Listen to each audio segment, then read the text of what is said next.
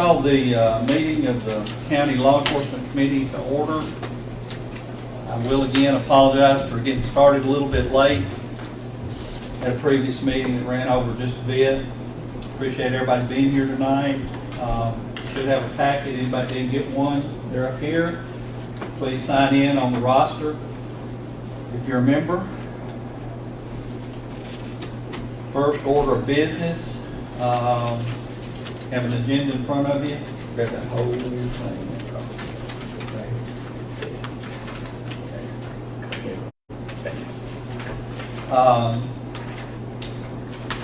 Roll call. Mary Ann Baker. Here. Ray Russell. Here. Shane Burton. Here. Stephen Chambers. Here. Steve Whitaker. Here. Richard Johnson. Here. Linda Johnson. Harry Walsh. Here. Beverly Apple. Mr. Joel. Here. Minutes of the previous meeting, October 22nd, 2019, are there front and back for your approval. Make a motion to approve. Have a motion by Ms. Baker to approve. Second. Mr. Johnson has the second. Mr. R.R. Johnson. All in favor say aye.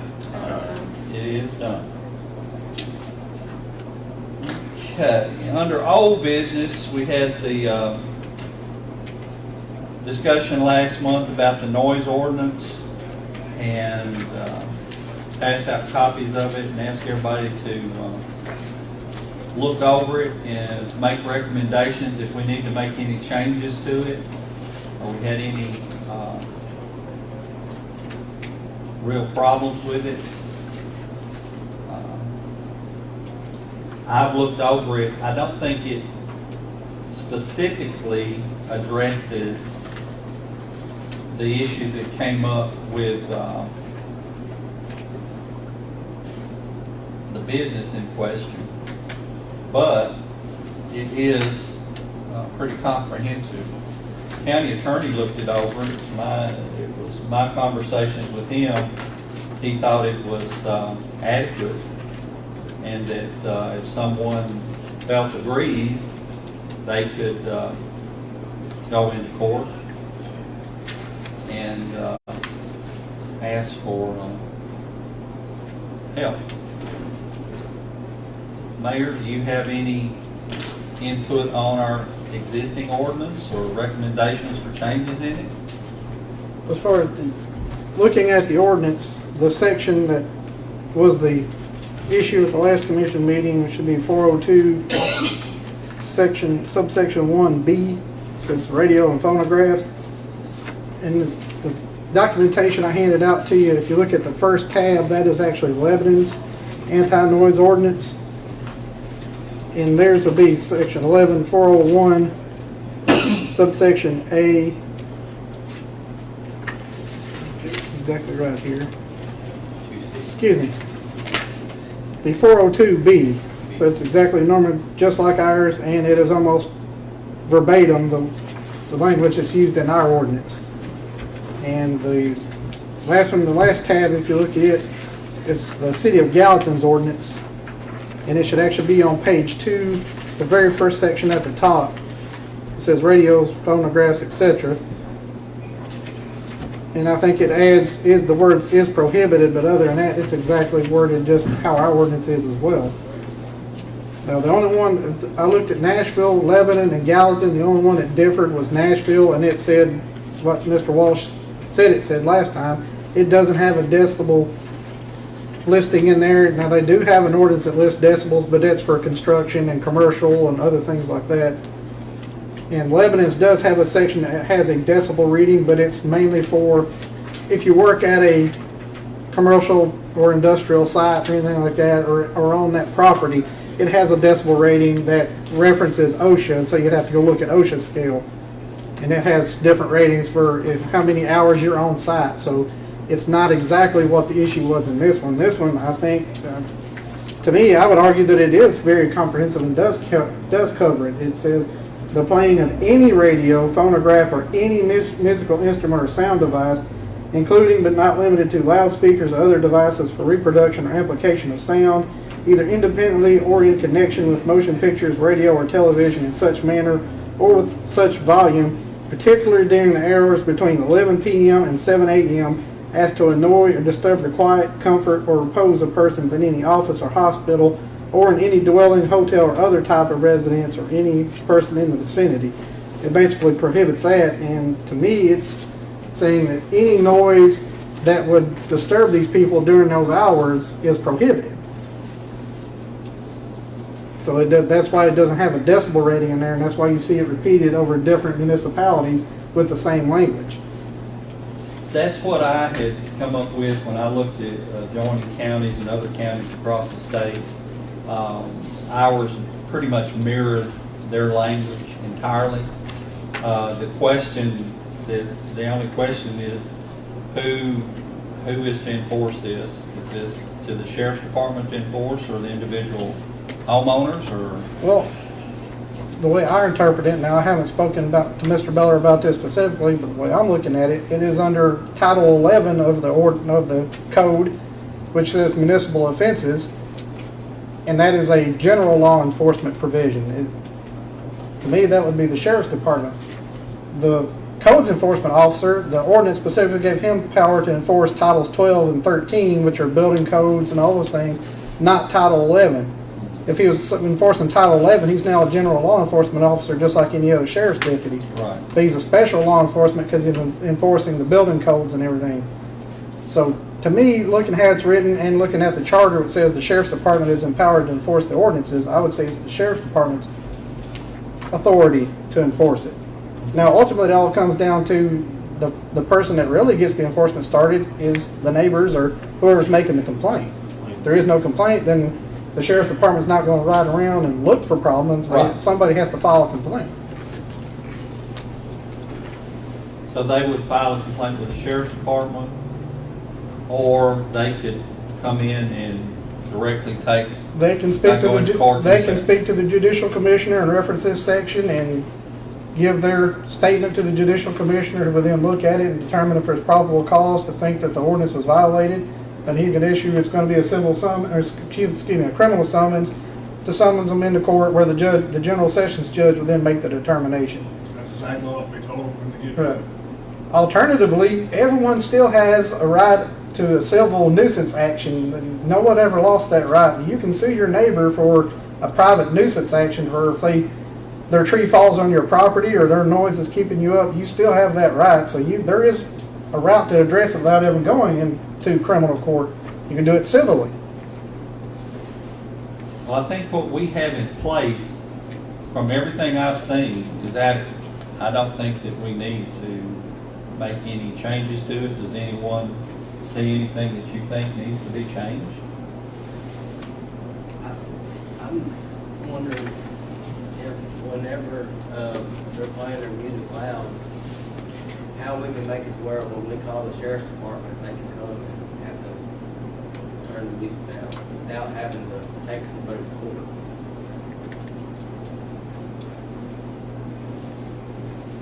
Ultimately, even if the sheriff come out there and told them to turn it down, the enforcement is once they go to court, then the court will order them, you got to turn this down. So ultimately, it has to go to court one way or the other, whether it's criminally or civilly.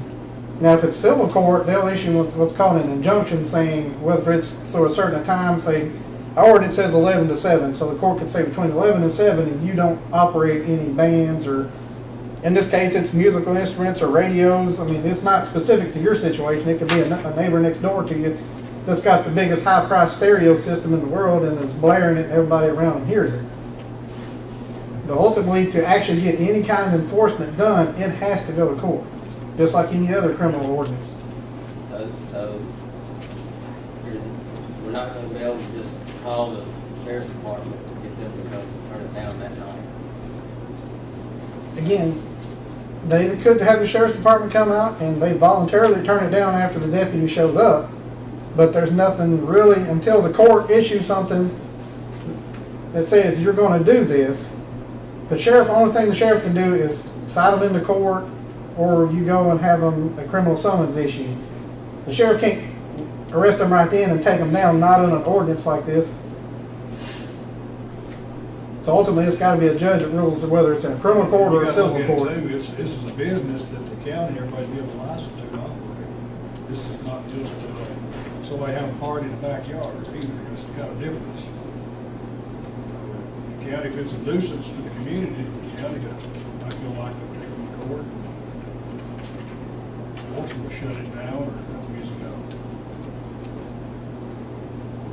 I mean, they changed their operation. They weren't I out talked to there. him afterwards, and he told me, he assured me, he's done for this year, and next year will be different.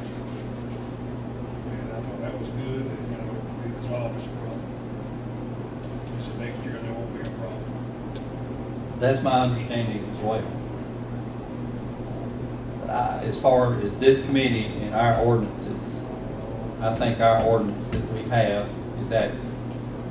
You know, this problem doesn't come up very much. I can remember back a few years ago, how did, I think it was Lake Creek area, the guy was running a bulldozer at night, cleaning his land up at night, still during the day, because he worked during the day, and wanted to operate something at night. They go out there telling him to quit, because, you know, you're out there at midnight on the bulldozer, getting rocks and scraping, it was real loud. He asked him to quit, he did. Very few times we have this problem. Fireworks, you know, during the year, 4th of July, New Year's, people shoot fireworks a little later, there before we quit. We've been doing that before. But it's not, that's something that's going on all the time.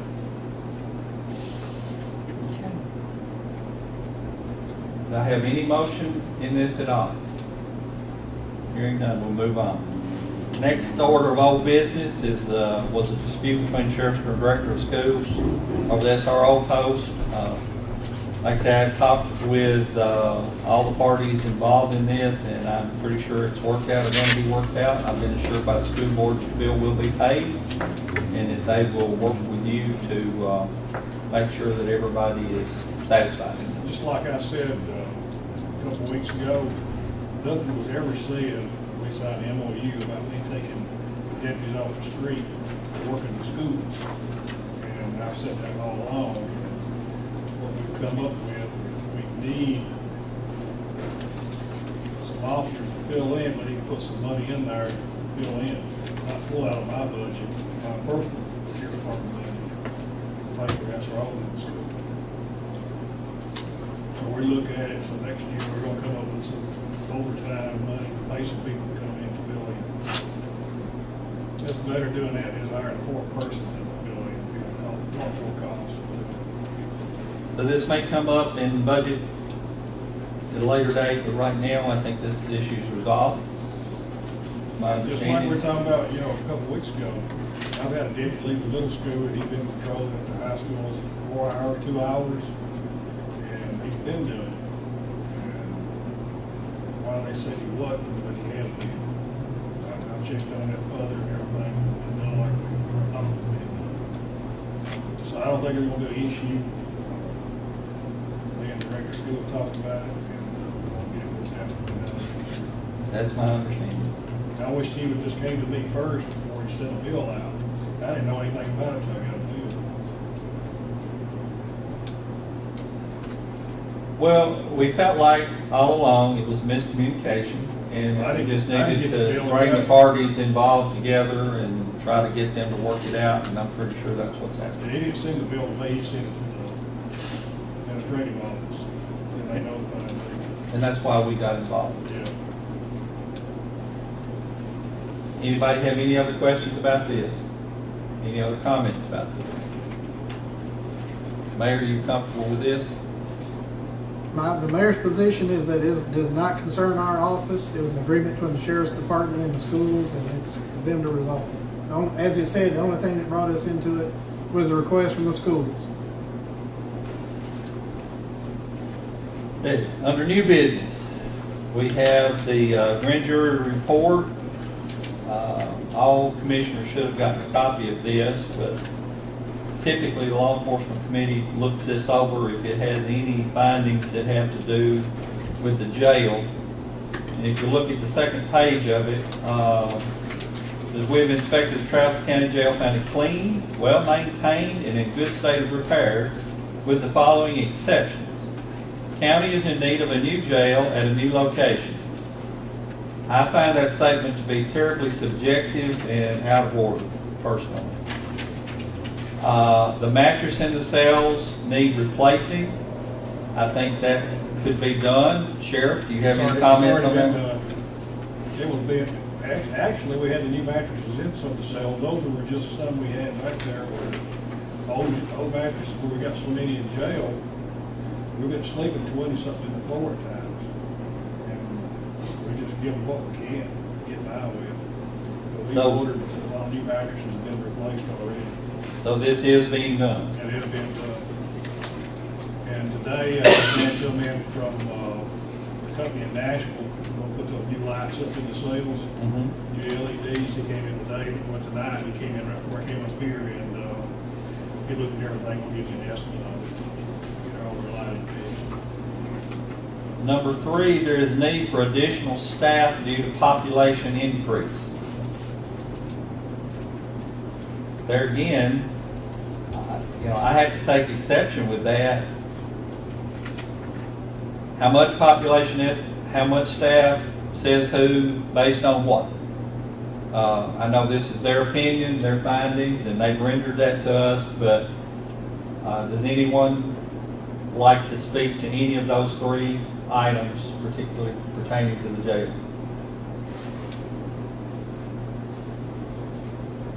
Additional staff, they didn't talk to me about any of this. You know, they done their report, and I just showed them around. Mayor? The staffing, that is the sheriff's responsibility. I don't interfere in how he staffs his department. As far as staffing goes, I don't see where they're talking about there. We got, it's working out good while we got everything else.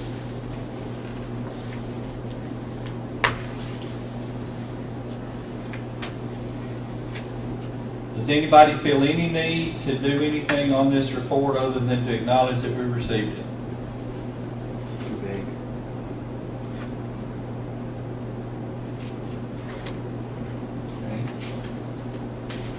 They have a motion to accept the report from the grand jury. They have a motion, Commissioner Atwood, second from Commissioner Walsh. All in favor say aye. Aye. Any opposed? Motion carries. We will thank the grand jury for their suggestions. Anybody have any other business before the committee tonight? Commissioner Walsh. Make a motion to adjourn. All in favor of the motion to adjourn, stand up and leave.